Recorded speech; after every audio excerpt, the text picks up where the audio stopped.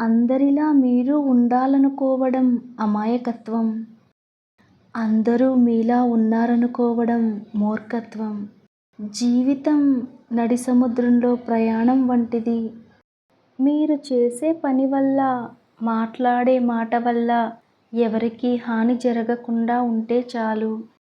అంతకన్నా మంచి పని వేరే ఉండదు. గతంలో మిమ్మల్ని తక్కువ చేసి చూసిన వాళ్ళందరికీ కూడా భవిష్యత్తులో తప్పకుండా మీరు సమాధానం చెప్పాలి.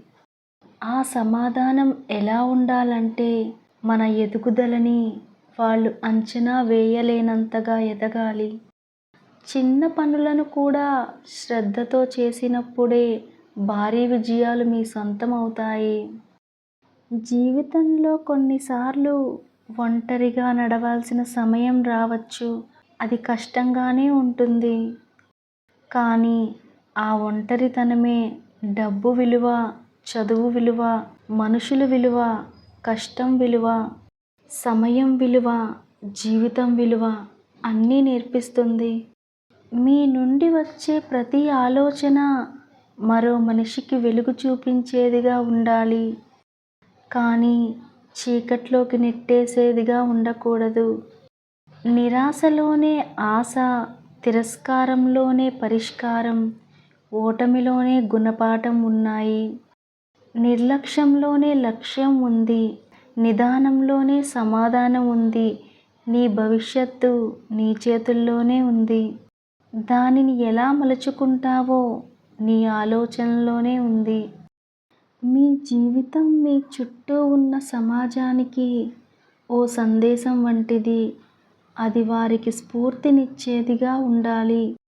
ఎదుటివారి బాధల్ని, భయాన్ని పోగొట్టి ధైర్యాన్నిచ్చేవిగా ఉండాలి.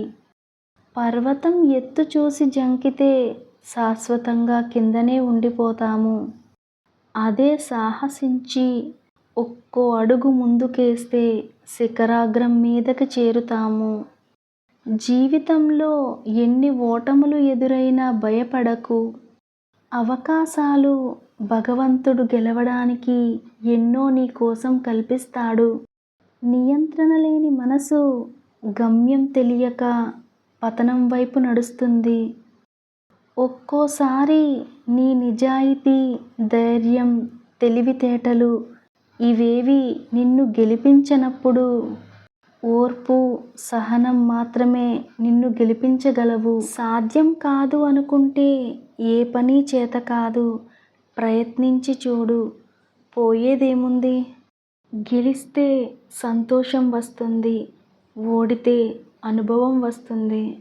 జీవితంలో ఏది కోల్పోయినా ఎక్కువగా బాధపడకు. ఎందుకంటే చెట్టు ఆకులు రాలినా మళ్ళీ కొత్త ఆకులతో చిగురిస్తుంది.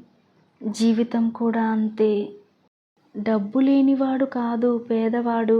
జీవితంలో ఒక ఆశయమంటూ లేనివాడే నిజమైన పేదవాడు.